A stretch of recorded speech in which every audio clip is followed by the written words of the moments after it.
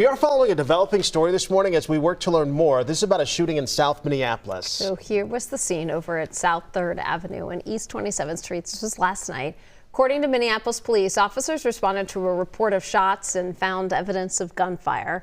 Then one man with non-life-threatening gunshot wounds arrived at Hennepin Healthcare later in the evening. There have been no arrests. Now to the latest updates on hantavirus. Minnesota Department of Health monitoring a person who was potentially exposed to that virus. Now, the MDH says that the person may have been exposed to someone who tested positive for the hantavirus aboard that MV Hondius cruise ship. Our Barrett Leone joining us live this morning with what we know about this potential exposure. Barrett?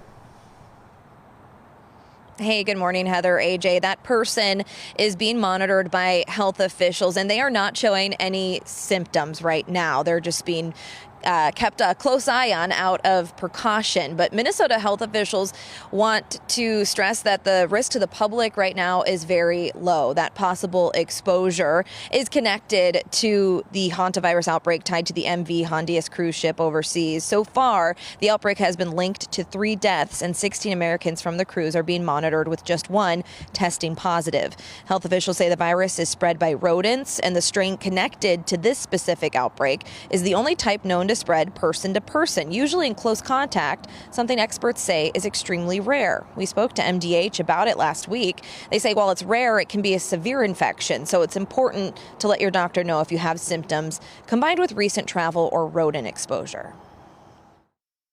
Hantavirus is very rare, so it is. While it's great to mention these types of exposures, it's also great for them to know and consider other causes of respiratory or kidney issues as well, because it is a very rare infection.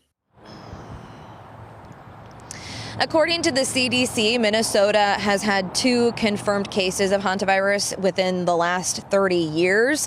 Of course, this might feel a little reminiscent of the COVID-19 pandemic, but health officials, they want to stress that this is not the start of another pandemic, and we're going to dig more into that in the next half hour. I think that's where a lot of people go. Top of mind, of course, sure, right? But it spreads just entirely differently there. All right, Barrett, thank you.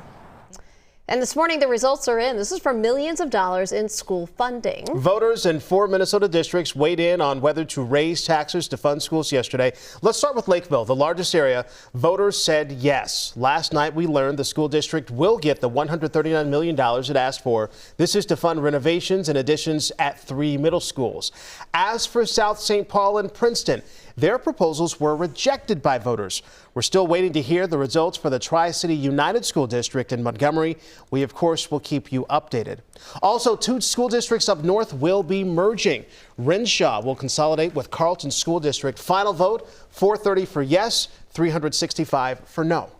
6:05 now. Let's take you to the live desk. Maria Lisignoli's there following a highly anticipated presidential summit. We know the president on his way to China right now. Yeah, that's right. Yes, Heather, AJ, President Trump is expected to land in China pretty soon for a meeting with President Xi Jinping.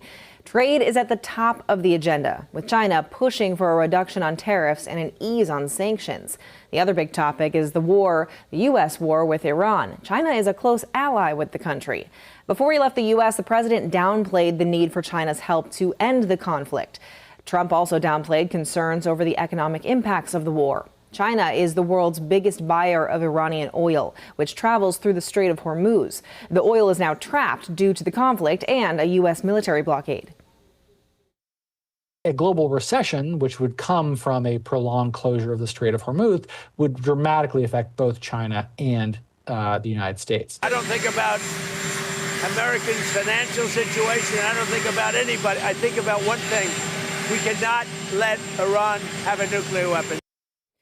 Taiwan is also expected to be a huge topic in Trump's meeting with the Chinese president. Early this morning, Chinese officials reiterated that Beijing is firmly opposed to U.S. weapons sales to Taiwan, as well as any form of military ties between the U.S. and Taiwan. All right, lots of things to talk about there. All right, Maria, thank you.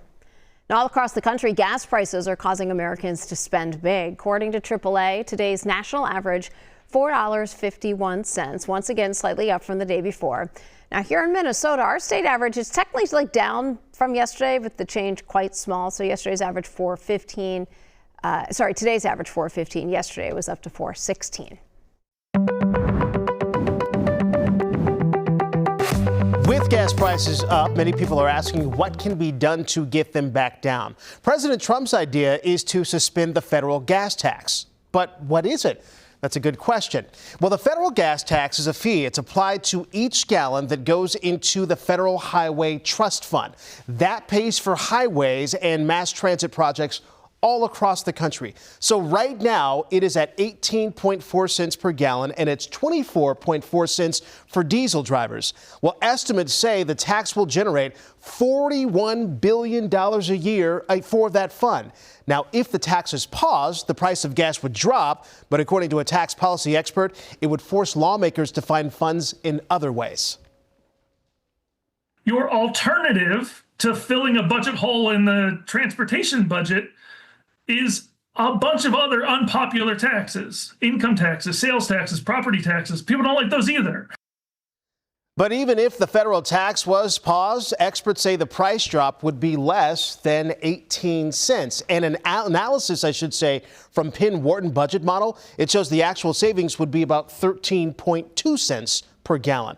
Now, one way drivers could save is if the state gas tax rather than the federal gas tax was suspended. And right now that's happening in 2 states, Georgia and Indiana right now. For Minnesotans, you see that tax, it is 32.6 cents per gallon. But still, experts warn that with summer travel approaching, the demand for gas that's going to be up, and demand could send those prices right back up. Now, the gas tax has not been suspended yet. Congress would need to approve that. It denied President Biden's request. That was back in 2022.